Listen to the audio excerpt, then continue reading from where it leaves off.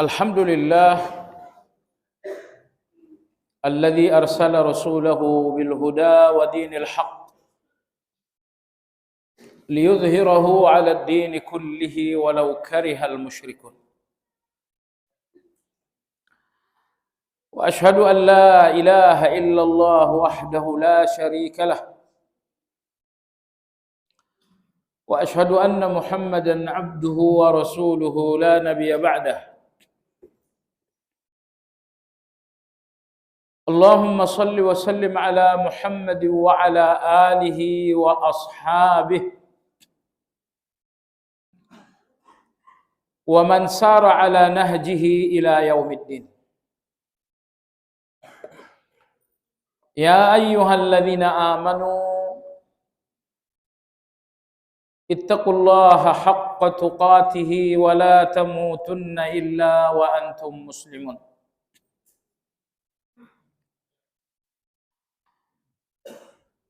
Kaum muslimin wal muslimat rahimakumullah. Kajian Asmaul Husna malam ini melanjutkan pembahasan nama Allah yang ke-63, yaitu Al-Latif. Al-Latif diartikan dengan maha lembut dan maha halus. Lembut dalam arti baik. Jadi maha baik, maha halus. Kenapa satu kata bisa memiliki dua arti? Karena Al-Latif adalah kata sifat dari dua kata dasar yang berbeda. Karena Al-Latif kata sifat untuk dua kata dasar yang berbeda. Kata dasar yang pertama adalah Al-Lataf, yang artinya maha baik. Al-Lataf artinya baik. Kata dasar yang kedua adalah Al-Lutuf, yang artinya halus. Jadi Al-Lataf artinya baik, Al-Lutuf artinya halus. Nah, dua kata ini memiliki kata sifat yang sama, yaitu Al-Latif. Al-Lataf baik, kata sifatnya adalah Al-Latif. Al-Lutuf halus, kata sifatnya adalah Al-Latif juga. Maka Al-Latif adalah satu kata sifat untuk dua kata dasar. Al-Lataf berarti baik, Al-Lutuf berarti halus. Oleh sebab itulah Al-Latif berarti maha baik dan maha halus, atau maha lembut lagi maha halus. Jemaah sekalian yang saya hormati, bahasa Arab ini bahasa yang sangat halus. Rusia, jumlah kosakata Rusia 130.000 kosakata. Perancis, jumlah kosakatanya 150.000 kosakata. Bahasa Inggris, jumlah kosakatanya 600.000 vocabulary. Adapun bahasa Arab, jumlah kosakatanya 12.902.312 kata.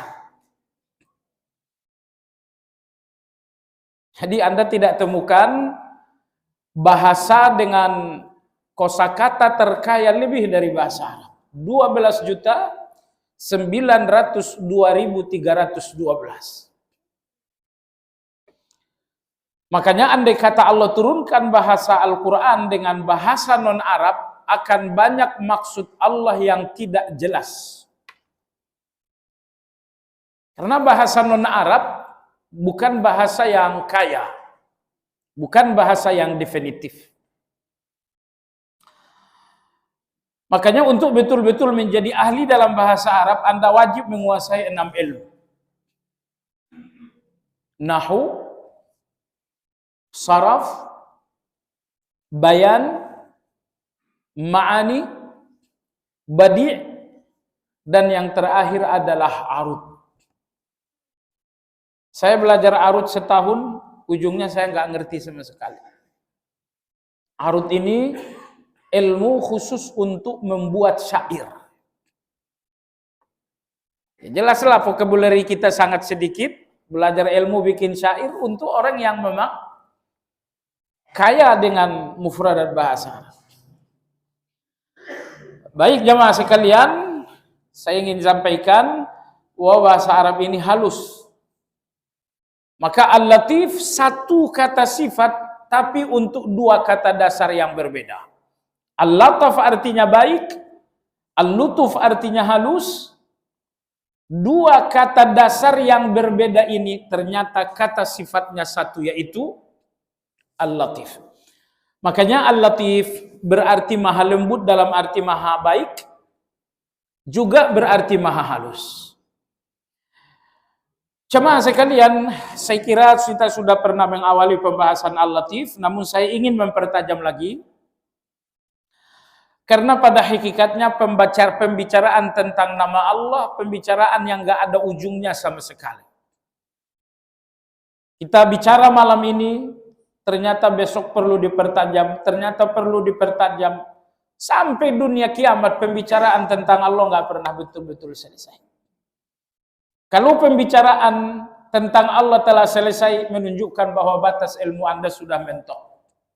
Sementara ilmu sendiri nggak ada ujungnya sama sekali. Al-Latif, Allah maha halus dengan 3 pengertian. Yang pertama jamaah sekalian, saya mulai dari pengertian yang ketiga. Al-Latif artinya Allah maha halus, di mana Allah tidak dapat terlihat pandangan manusia. Dalam surat Al-An'am ayat 103, Allah sebutkan Al-Latif dalam hubungannya dengan Allah yang tidak nampak dengan mata kepala manusia. Allah berfirman, La tudrikuhul absar wa huwa yudrikul absar wa huwal latiful khabir. Tidak ada pandangan yang melihat Allah, tapi Allah menjangkau semua pandangan. Tidak ada pandangan yang dapat menjangkau Allah, namun Allah menjangkau semua pandangan. Wa huwal latiful khabir, dan dialah Allah al-latif yang maha halus, al-khabir maha mengetahui. Perhatikan dalam ayat ini, Allah sebutkan Al-Latif maha halus. Ketika Allah berbicara, la tudrikuhul absar. Tidak ada satupun pandangan yang bisa menggapai dan melihat Allah Azza wa Jalla. Dan ini berlaku di dunia. Tetapi setelah sampai di akhirat, tepatnya di surga, tentu Allah akan memberikan Anda kemampuan memandang kepada Allah Azza wa Jalla. Di dunia, pandangan Anda pandangan yang lemah, sehingga tidak bisa melihat Allah. Maka Allah mengatakan, aku maha halus, tidak terjangkau oleh pandangan kalian. Adapun sesampainya di surga, insyaallah ta'ala, Allah akan berikan kekuatan terhadap pandangan kita, sehingga kita akan melihat Allah Azza wa Jalla. Imam Ghazali rahimahullahu ta'ala ketika beliau berbicara tentang kiat menundukkan pandangan terhadap lawan jenis, beliau mengatakan, coba renungkan bahwa semua anggota tubuh Anda akan mendapatkan kenikmatannya sendiri-sendiri di surga. Tangan akan mendapatkan kenikmatan di surga, misalnya memetik buah-buah surga. Kaki akan mendapatkan kenikmatannya di surga, misalnya berjalan santai di taman surga. Jadi semua anggota tubuh kita akan mengambil kenikmatannya sendiri-sendiri di dalam surga. Tetapi jamaah sekalian, kenikmatan terbesar di surga hanya dirasakan oleh mata Anda. Karena kenikmatan terbesar di surga adalah melihat Allah Azza wa Jalla. Maka anggota tubuh yang akan menikmati kenikmatan terbesar di surga adalah mata. Ketika mata ini nanti akan memandangi Allah Azza wa Jalla. Subhanallah, pernahkah Anda melihat seorang yang ganteng, ilmunya luar biasa, seorang ulama besar misalnya, saya kira Anda nggak akan menggeser pandangan Anda. Sekejap, sedetik Anda nggak mau mengkedipkan mata dari wajah yang indah, ilmu yang luar biasa, dan selanjutnya. Jemaah sekalian, Imam Rabi'ah radhiyallahu rahimahullahu taala, beliau murid Imam Syafi'i yang membukukan kitab Al-Um. Beliau mengatakan, pada hari Imam Syafi'i sampai ke Mesir untuk betul-betul tinggal di Mesir, maka aku masuk ke dalam masjid, menemukan beliau sedang salat. Sepanjang hayat belum nampak olehku salat seindah salat beliau. Kemudian beliau mengucapkan salam, sepanjang hidup belum nampak wajah seindah wajah Imam Syafi'i. Kemudian beliau berbicara, sepanjang hidup belum terdengar bicara seindah bicaranya Imam Syafi'i.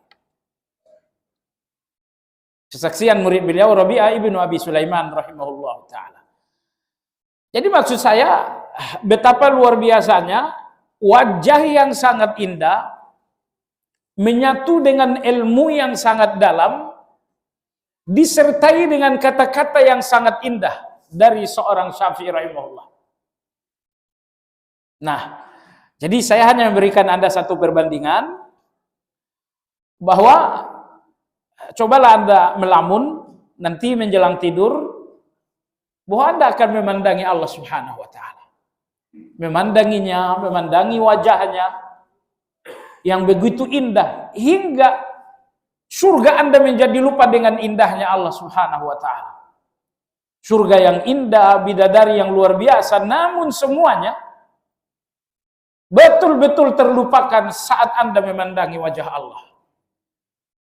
Maka kembali kepada pernyataan Imam Ghazali rahimahullah, beliau mengatakan 3 kaedah untuk menundukkan pandangan. Kaedah yang ketiga, 1, 2 ndak usah, karena kita tidak sedang berbicara tentang menundukkan pandangan.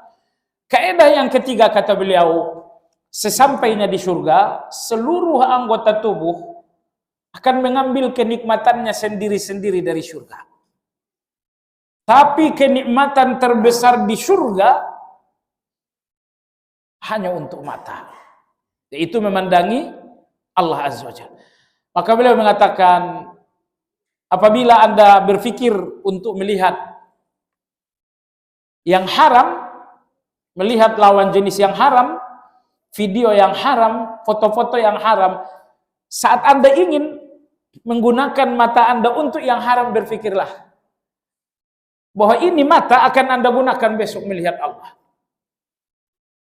Jangan lagi gunakan mata ini hari ini melihat lawan jenis yang buka-buka aurat. Ini kata Imam Ghazali, jadikan renungan bahwa mata yang akan melihat Allah, jangan gunakan hari ini untuk melihat yang haram. Dan niatkanlah jamaah sekalian, setiap kali Anda menjauhi pandangan yang haram, niatkan, aku menjauhi pandangan haram agar nanti aku melihat Allah. Jadikan itu niat sebagai doa. Baik, ayat 103 surat Al-An'am menegaskan bahwa Al-Latif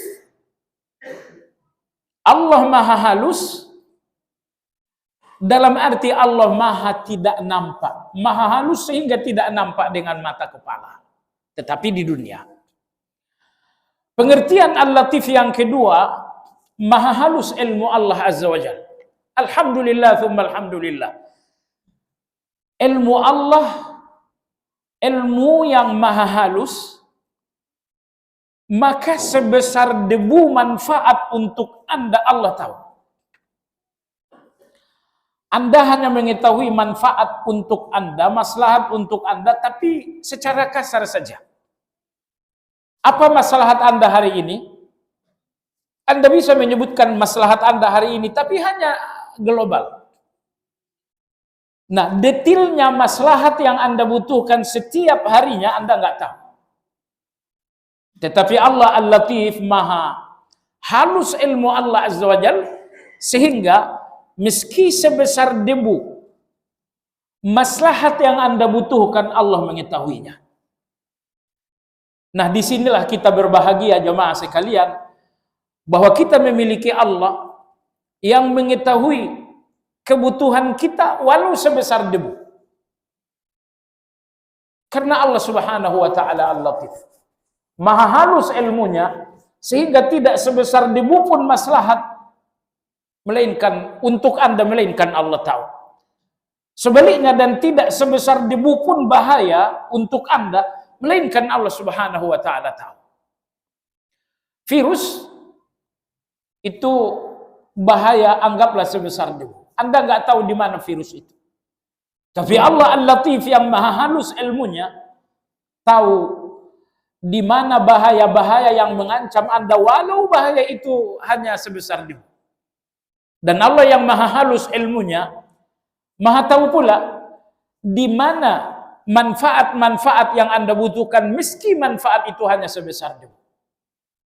Alhamdulillah, kita memiliki Allah yang mengetahui segala manfaat kita walau sebesar debu, dan mengetahui segala bahaya yang mengancam kita walau sebesar debu. Kita sendiri udah nggak tahu itu. Manfaat dan mudarat bahaya untuk kita sebesar kerikil pun kita nggak tahu. Kita hanya tahu maslahat kita sebesar kepala kerbau. Lebih kecil dari itu kita nggak tahu. Tapi Allah Azza wa Jalla memelihara Anda, melindungi Anda, menyayangi Anda dengan ilmunya yang menjangkau segala maslahat untuk Anda walau sebesar debu. Allah menyayangi, melindungi Anda dengan ilmunya yang mengetahui segala bahaya yang mengancam Anda walau bahaya itu sebesar debu. Ini maha Al-Latif yang kedua, maha halus ilmu Allah. Kemudian makna Al-Latif yang ketiga ini jauh lebih indah lagi. Di buku kita pada urutan pertama, saya urutkan pada nomor 3. Apa itu jamaah sekalian? Al-Latif maha halus kebaikan-kebaikan Allah. Maha halus kebaikan Allah Subhanahu wa taala. Jadi kebaikan-kebaikan Allah begitu halus sehingga kita nggak merasakannya. Saat ini jantung Anda berdetak. Allah maha baik, memberikan jantung ini berdetak tidak terganggu. Apakah Anda rasakan kebaikan ini? Inilah Al-Latif. Maha halus kebaikan Allah, hingga kebaikan itu Anda nggak rasakan sama sekali. Saat ini, di setiap urat-urat Anda sedang mengalir darah. Urat yang demikian kecil, alhamdulillah tidak ada yang tersumbat. Kebaikan Allah. Anda nggak rasakan karena ini kebaikan Allah yang sangat halus. Maka pengertian Al-Latif yang ketiga, maha halus kebaikan-kebaikan Allah. Karena kebaikan-kebaikan itu sering kita nggak rasakan sama sekali. Paru-paru Anda saat ini bagus. Anda menghirup udara dengan paru-paru itu, menghembuskannya dengan paru-paru itu juga. Dalam situasi musim dingin seperti ini, Anda bisa bayangkan betapa sakitnya kawan-kawan yang mengidap penyakit asma. untuk mengambil udara mereka kesusahan dan untuk mengeluarkan udara kesusahan karena mengalami asma. Alhamdulillah jemaah sekalian, saat ini kebaikan Allah di dalam paru-paru Anda. Sehingga Anda ambil udara dengan paru-paru itu dengan mudah. Lalu Anda keluarkan lagi udara itu dengan mudah pula. Jemaah sekalian yang saya hormati, betapa Allah Maha Baik, Al-Latif dengan kebaikan yang sangat halus, sehingga kita nyaris tidak merasakan kebaikan itu. Al-Latif dengan pengertian yang ketiga ini jemaah sekalian mengharuskan kita agar merenung lebih dalam lagi. Orang-orang yang tidak banyak merenung nggak akan menemukan kebaikan yang sangat halus ini. Hanya orang-orang yang merenung saja yang melihat kebaikan-kebaikan Allah yang sangat halus. Jemaah sekalian yang saya hormati, subhanallah, di antara kemahahalusan Allah dalam memberikan kebaikan, kadang-kadang Allah berikan Anda satu keburukan, Anda pun melihatnya keburukan. Ternyata di balik keburukan itu ada kebaikan yang sangat besar. Yang memang kebaikan itu tidak akan sampai kepada Anda melalui keburukan. Allahu Akbar. Jadi ada kebaikan yang besar untuk Anda, tapi Allah Maha tahu kebaikan yang besar ini tidak akan sampai melainkan melalui keburukan. Maka Allah jatuhkan Anda keburukan itu, Anda pun melihat keburukan, padahal dengan ilmu Allah yang tahu segala-galanya, di balik keburukan itu ada kebaikan. Ini kemahalembutan yang kedua. Kemahalembutan di mana Allah berikan Anda kebaikan yang sangat besar di balik keburukan. Anda sendiri melihat ini adalah keburukan, padahal di belakang itu ada kebaikan. Oke, saya berikan Anda contoh. Nabi Musa dan Khidir alaihi wassalam akhirnya naik perahu. Pemilik perahu ini adalah orang apa tuh? Orang kaya, orang miskin? Orang miskin. Berlayarlah Musa, Khidir alaihi wassalam dengan perahu tersebut. Apa yang dilakukan Khidir? Kemudian dia melubangi kapal tersebut. Betapa murkanya Nabi Musa alaihissalam. Kenapa milik orang miskin ini diganggu? Kamu tahu tidak bahwa ini adalah makan dan kehidupan mereka, kamu lubangi? Khidir alaihissalam mengatakan jawabannya nanti. Baik. Peristiwa yang kedua, kita ambil dua peristiwa saja. Berjalanlah Musa alaihissalam dengan Khidir dan menjumpai sekelompok anak-anak yang sedang bermain, kisaran usia 9 tahun. Khidir alaihissalam mengambil batu yang sangat besar, menghantamkannya sekuat tenaga ke kepala salah seorang anak sampai mati di tempat. Musa alaihissalam tidak tahan, emosi benar-benar membakar Musa alaihissalam. Laqad ji'ta syai'an nukra. Kamu benar-benar melakukan kejahatan yang super besar. Jemaah sekalian, kata ulama-ulama kita, Musa ini orang yang lupa diri. Musa adalah orang yang lupa diri.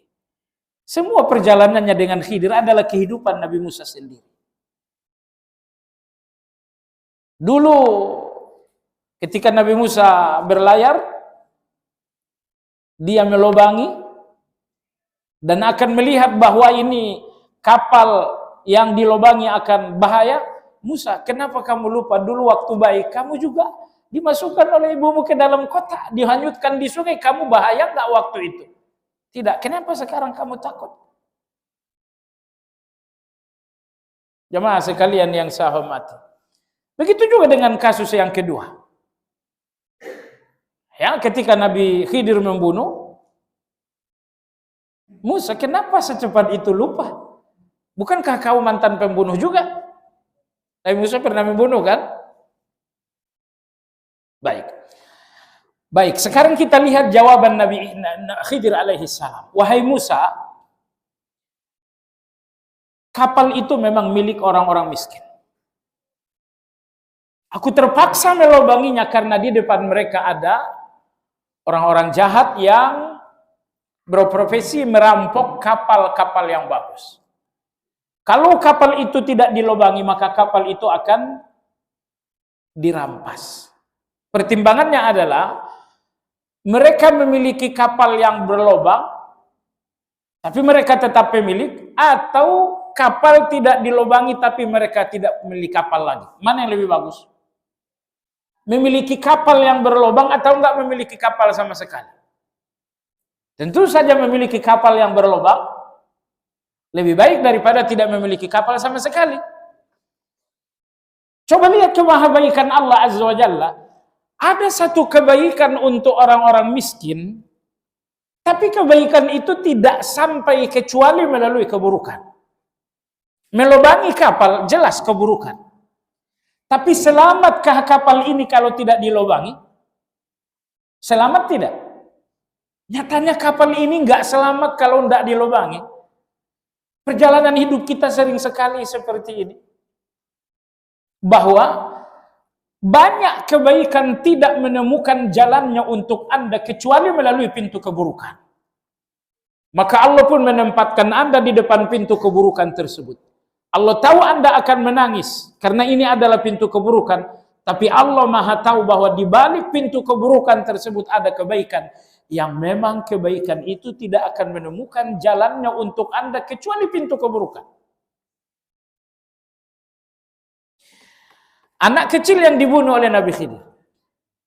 Wa ammal ghulamu fakana abuwahu mu'minain fa khashina ay yurhiqahuma tughyanan wa kufra fa aradna ay yubdilahuma rabbuhuma khairan minhu zakatan Sambungnya apa? Fa aradna ay yubdilahuma rabbuhuma khairan minhu zakatan.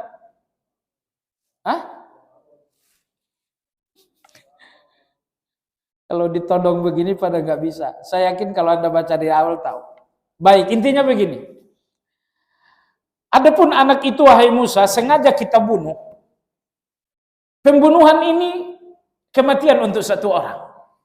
Tapi keselamatan untuk dua orang. Itu ayah dan ibunya. Seandainya anak ini besar, ayah dan ibunya akan menjadi murtad. Akan menjadi kafir. Dan tidak ada keselamatan untuk sepasang suami istri ini kecuali anaknya meninggal. Maka kita membunuh anak tersebut, kematian untuk satu orang, tapi keselamatan untuk dua orang. Nah, keselamatan iman suami istri ini hanya satu keselamatan iman mereka. Anak ini mati. Kalau anak ini nggak mati, keimanan mereka berdua tidak akan selamat. Maka Allah Azza wa Jalla menempatkan suami istri tadi di depan pintu yang sangat buruk karena ada satu kebaikan untuk keduanya, dan kebaikan itu nggak punya jalan untuk keduanya kecuali melalui pintu yang sangat buruk tersebut. Inilah Al-Latif. Maha halus kebaikan Allah Azza wa Jalla, karena seringkali kebaikan itu datang melalui pintu musibah. Seringkali kebaikan itu datang melalui pintu keburukan. Ini maha halus. Maha halus kebaikan Allah, karena kebaikan itu sering datang melalui pintu, selalu datang melalui pintu yang lahiriahnya. Syekhul Islam Ibn Taimiyah rahimahullah ta'ala mengatakan, terkadang Allah memberikan kebaikan melalui pintu kebaikan, dan ini kebaikan kecil. Adapun ketika Allah akan memberikan kebaikan besar, biasanya Allah akan memberikannya melalui pintu keburukan. Saya ulangi, kalau Allah ingin memberikan Anda kebaikan yang biasa-biasa saja, maka Allah berikan Anda kebaikan melalui pintu kebaikan. Tapi apabila Allah ingin memberikan Anda satu kebaikan yang besar, kebaikan yang besar selalu Allah berikan melalui pintu keburukan. Jadi ke pintu kebaikan besar itu nggak datang dari pintu yang baik, tapi selalu datang dari pintu-pintu yang buruk. Makanya Allah berfirman, fa inna ma'al usri yusra, inna ma'al usri yusra. Tafsir ayat ini sesungguhnya kata Ibnu Abbas radhiyallahu anhu, satu kesulitan tidak akan mengalahkan dua kemudahan. Satu kesulitan, dua kemudahan. Maka Imam Ibn Taimiyah rahimahullahu taala mengatakan, dua kemudahan tidak datang dari satu pintu kebaikan, tapi dari satu pintu kesulitan. Tapi kemudahan-kemudahan yang biasa-biasa saja akan Anda dapatkan dari pintu-pintu yang biasa. Makanya jemaah sekalian yang saya hormati, jangan melihat kesulitan Anda dengan pandangan benci, dengan pandangan memusuhi. Saya benci dengan musibah ini. Saya murka dengan ujian. Jangan. Apa ujian Anda saat ini? Lihat ujian Anda dengan pandangan sebaik mungkin. Tuhan kita Allah Azza wa Jalla Al-Latif. Maha halus kebaikan-kebaikannya. Allah selalu memberikan kebaikan yang besar melalui pintu-pintu yang lahiriahnya buruk. Sakit itu sesuatu yang buruk. Tapi melalui sakit ini Allah berikan kebaikan-kebaikan yang besar. Kemiskinan, hutang piutang, itu keburukan. Tapi melalui pintu seperti ini Allah selalu memberikan kebaikan yang besar. Maka Imam Ibn Taimiyah rahimahullah mengatakan, pemberian Allah Azza wa Jalla melalui ujian lebih besar daripada pemberian Allah tanpa ujian. Pemberian Allah melalui ujian selalu lebih besar daripada pemberian Allah tanpa ujian. Nah, gimana?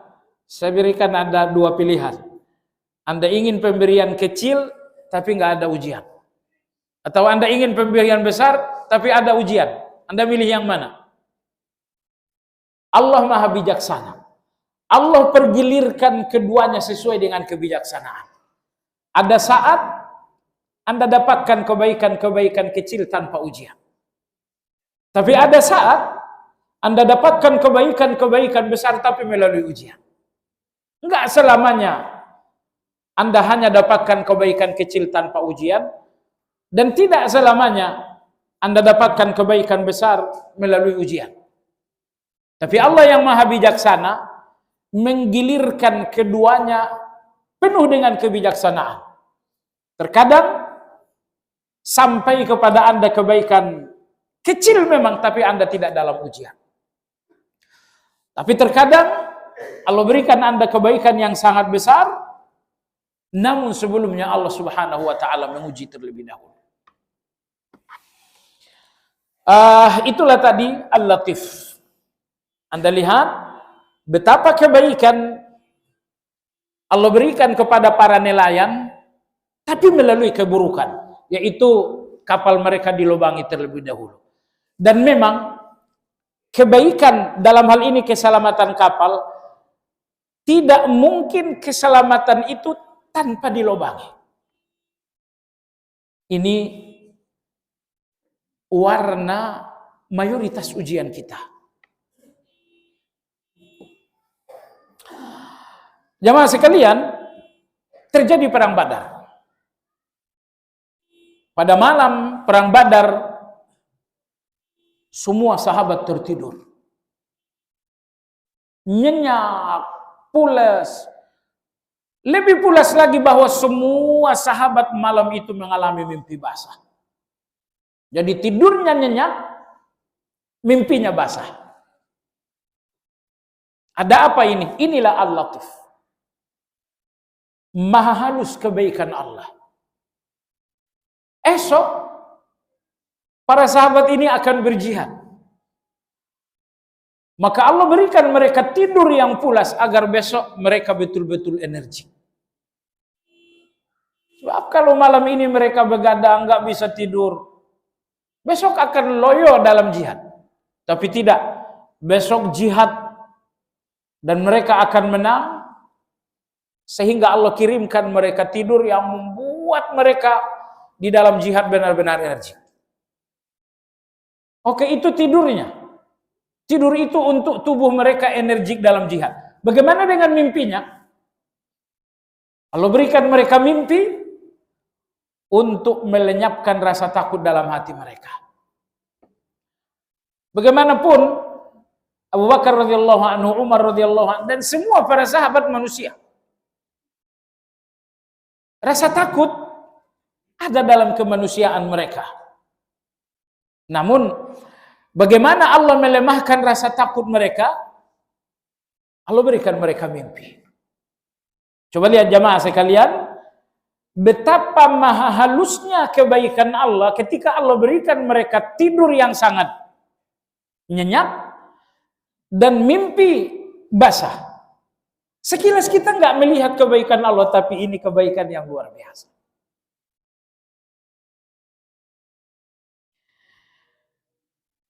Ketika Nabi kita Shallallahu Alaihi Wasallam bertolak menuju Makkah untuk melaksanakan umrah, sesampainya di Hudaybiyah, Rasulullah SAW mengirimkan Uthman untuk memberitahu orang Makkah. Jadi nampaknya Nabi kita nggak menghendaki terjadi kericuhan. Beliau kirimkan delegasi mengabarkan orang-orang Mekah tentang kedatangan beliau. Jadi klimaksnya berlangsunglah perjanjian damai yang dinamakan dengan Hudaybiyah. Semua poin-poin dalam perjanjian damai ini kekalahan bagi umat Islam. Orang-orang kafir Quraisy mengirimkan delegasi bernama Suhail bin Amr, dan ada satu orang lagi. Jadi para delegasi, dan dari kaum muslimin tentu ada Rasulullah SAW dan ada Ali sebagai juru tulis. Pertama, Rasulullah bersabda, wahai Ali, tulislah Bismillahirrahmanirrahim. Suhail bin Amr mengatakan, wahai Muhammad, kami tahu Allah dengan Allah, tapi kami nggak tahu Allah dengan Ar-Rahmanir-Rahim. Dihapus. Kami nggak terima dua kata itu. Selanjutnya Nabi SAW mengatakan, hapus wahai Ali.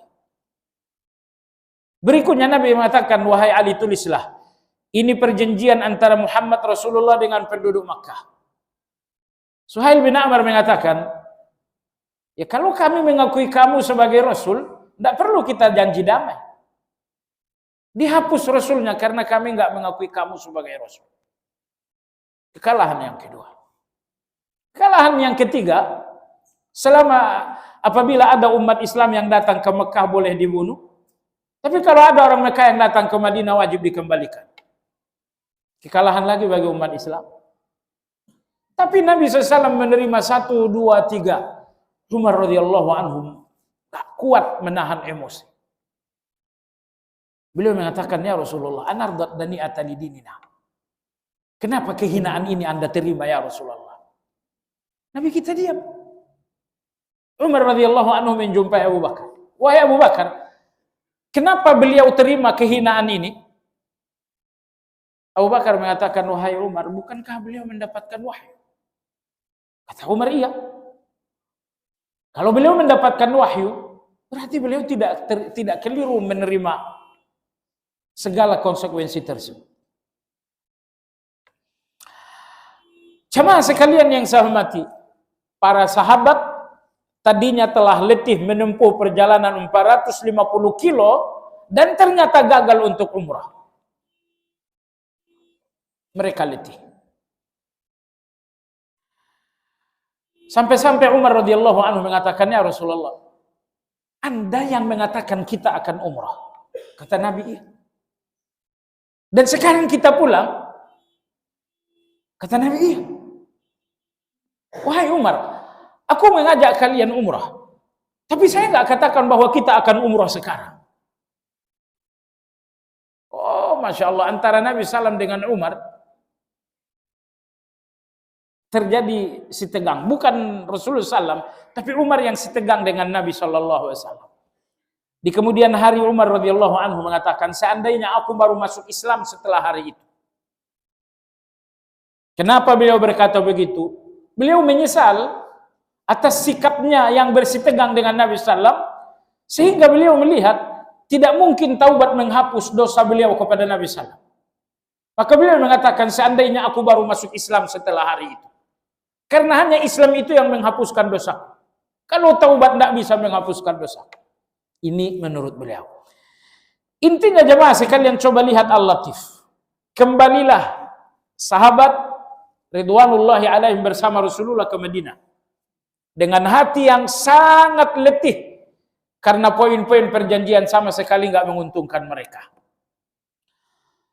Tapi apakah Anda tahu jemaah sekalian, tidak terlalu jauh mereka berjalan meninggalkan Mekah menuju Madinah, tiba-tiba Allah Azza wa Jalla menurunkan surat Al-Fatah.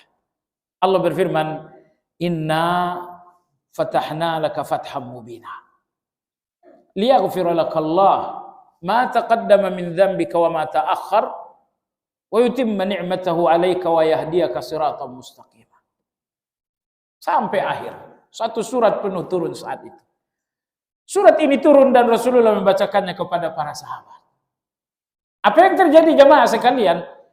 Letih tubuh, letih pikiran mereka benar-benar lenyap. Begitu Allah turunkan ayat yang menyatakan tahun depan kalian tidak sekedar umrah, bahkan tahun depan Mekah ini kalian akan kuasai. Akan berbayar semuanya. Kalian baru saja ikhlas mengalah terhadap perjanjian tersebut. Betapa berat hati kalian saat mengalah. Tapi walau demikian kalian ikhlas. Keikhlasan kalian semata-mata karena mengikuti Rasulullah SAW. Dan Allah Azza wa Jalla membayar dengan cash. Allah bayar kontan, tidak berjangka. Baru saja mereka bertolak dari lokasi perjanjian tidak terlalu jauh ketika ayat ini mengatakan, tahun besok kalian tidak hanya berumrah ke Mekah, tapi tahun besok kalian menaklukkan ke Mekah. Kalian akan menjadi pemiliknya, kalian akan menjadi penguasanya. Perhatikan Al-Latif, betapa maha halusnya kebaikan Allah Azza wa Jalla. Beberapa menit lalu, betapa sahabat-sahabat ini kecewa. Dan boleh jadi kekecewaan mereka terhadap Rasulullah SAW yang menerima poin-poin yang merugikan tadi. Tapi Allah Subhanahu wa Ta'ala Al-Latif. Maha halus kebaikan Allah Subhanahu wa Ta'ala. Sehingga hanya beberapa menit dari kekecewaan itu turunlah berita besar, kebahagiaan besar yang menghapus kekecewaan tersebut. Jadi Al-Latif yang maha halus kebaikannya mengirimkan kebaikan untuk menghapus kekecewaan. Hati yang sakit, hati yang kecewa, hati yang letih, percayalah, tidak ada yang menghapus itu semuanya kecuali Allah Azza wa Jalla. Dan Allah yang maha halus kebaikannya selalu merencanakan kebaikan-kebaikan yang indah untuk menghapus jiwa-jiwa yang letih, jiwa-jiwa yang sedang menangis, jiwa-jiwa yang sedang kecewa dan bergelisah. Tidak ada yang menghapus gelisah hati itu kecuali yang maha halus kebaikannya, yaitu Allah Azza wa Jalla. Jadi inilah tiga pengertian Al-Latif. Maha halus Allah sehingga tidak dapat terlihat. Yang kedua, maha halus ilmu Allah sehingga sekecil apapun bahaya dan manfaat untuk Anda diketahui oleh Allah meskipun itu hanya sebesar debu. Dan yang ketiga, Al-Latif, maha halus kebaikan-kebaikan Allah sehingga kebaikan-kebaikan Allah pada Anda sering Anda tidak rasakan, tidak sadar. Bahkan begitu banyak kebaikan-kebaikan Allah justru datang dari pintu yang lahiriahnya Anda nggak suka. Itulah tiga pengertian Al-Latif. Ya, kita kumandangkan azan sebentar.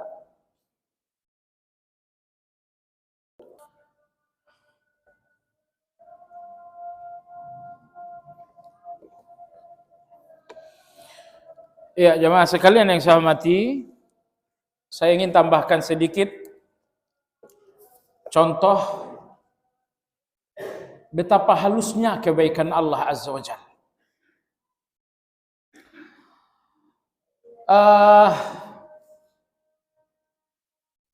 Saya ambil contoh dari buku Li'annaka Allah. Artinya karena memang engkaulah Allah. Buku ini bestseller di Saudi Arabia pada tahun 2021-2022. Baik, saya berikan beberapa contoh. Penulis berkata, ketika Allah Al-Latif itu ingin memberikan Anda pertolongan, Allah menjadikan sesuatu yang pada dasarnya bukan pertolongan menjadi pertolongan. Jadi ada sesuatu, biasanya sih enggak, ini bukan apa-apa, bukan siapa-siapa. Tapi Allah yang maha halus kebaikannya, sering sekali memberikan pertolongan melalui pintu yang biasanya bukan pertolongan. Saya kira ini sangat banyak contohnya. Ada seseorang kita nggak kenal baik, dia bukan sahabat dekat kita. Ternyata kita keluhkan, kita ceritakan kesulitan, dia mengatakan kau butuh uang berapa? Kita bilang saya butuh 5 juta, baik. Saya kasih kamu uang 50 juta. Tidak usah dibayar. Sering sekali hal seperti ini terjadi dalam hidup kita. Bukan puluhan, ratusan kali. Orang-orang yang kita nggak akan duga menjadi solusi, ternyata dia adalah solusi. Justru orang-orang yang kita anggap sebagai solusi, justru tidak menjadi solusi. Betapa maha baiknya Allah. Allah berikan kita kebaikan justru melalui orang-orang yang pada dasarnya tidak diharapkan menjadi kebaikan. Ada apa ini? Inilah halusnya kebaikan Allah Subhanahu wa ta'ala. Beliau mengatakan, perhatikan betapa halusnya kebaikan Allah Azza wa Jalla. Ketika Allah Azza wa Jalla ingin menjauhkan Anda dari maksiat, Allah membuat Anda benci dengan maksiat. Atau bahkan Anda telah merencanakan satu maksiat, tapi Allah membuatnya gagal. Anda sudah rencanakan satu maksiat, oh si fulan awas, saya hajar. Bulatlah tekad Anda untuk memukul seseorang, tiba-tiba detik itu ada telepon dari orang tua Anda kampung, telepon ibu. Gimana kabar? Gimana kabar cucu-cucu? Larutlah Anda berbicara dengan ibunda. Masya Allah, begitu Anda selesai berbicara, hati penuh emosi dan amarah itu tiba-tiba hilang, terhapus. Coba lihat betapa halus kebaikan Allah Azza wa Jalla. Allah sudah lihat tekad Anda untuk melakukan kejahatan telah bulat. Allah menghalanginya dengan telepon dari seorang yang membuat hati Anda lembut. Allahu Akbar. Inilah Al-Latif.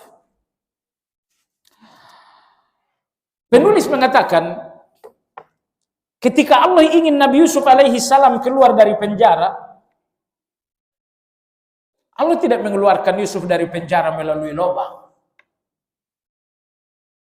Atau Nabi Yusuf melarikan diri alaihi salam. Tapi Allah Azza wa Jalla mengeluarkan Nabi Yusuf dari penjara melalui mimpi seorang raja. Raja bermimpi. Dan tidak ada yang menafsirkan mimpi itu kecuali Yusuf alaihi salam. Yusuf sedari kecil telah belajar tafsir mimpi. Ketika dia mengatakan, wahai ayahku, aku bermimpi bla bla bla. Jadi sedari kecil Allah ajarkan Yusuf kemampuan mengartikan mimpi. Karena ternyata dalam ilmu Allah, Yusuf, nanti setelah dewasa, kamu akan masuk penjara. Kau tidak akan keluar karena melarikan diri, karena melubangi penjara. Tapi engkau akan keluar dengan satu ilmu, yaitu ilmu mengartikan mimpi. Siapa yang menduga jamaah sekalian? Ketika dari usia 9 tahun, Allah ajarkan Yusuf untuk bisa menafsirkan mimpi. Ternyata ilmu dari 9 tahun ini akan menjadi kelolosan Yusuf dari penjara saat beliau berusia kurang lebih 40 tahun. Allah Subhanahu wa ta'ala maha halus. Penulis rahimahullah taala mengatakan, perhatikanlah betapa maha halusnya Allah Subhanahu wa taala. Ketika Musa alaihi salam telah jatuh di dalam istana Firaun, seorang bayi dari suku Bani Israel ada dalam istana. Bagaimana Allah mengembalikan bayi ini kepada ibunya? Kalau bayi itu harus kembali dengan cara manusia, maka semua suku Bani Israel harus melakukan unjuk rasa, menuntut agar bayi dikembalikan kepada ibunya. Tapi Allah Subhanahu wa taala Al-Latif. Allah Maha Halus.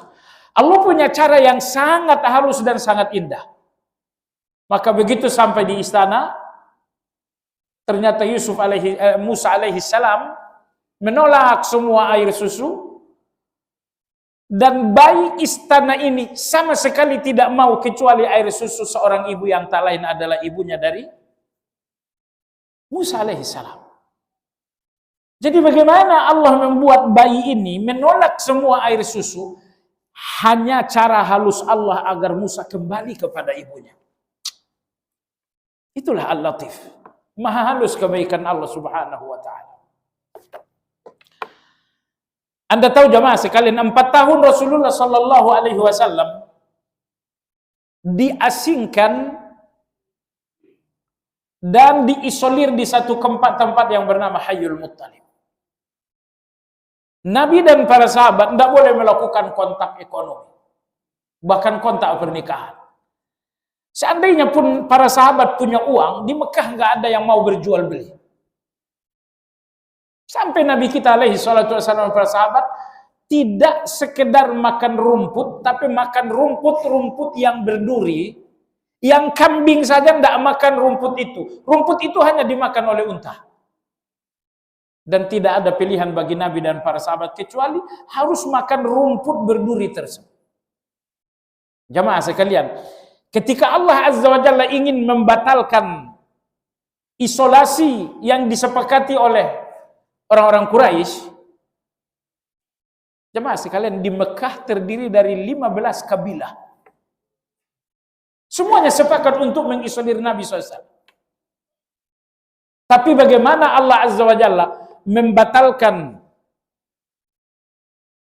membatalkan hukuman tersebut yang memang tertulis di dinding Ka'bah.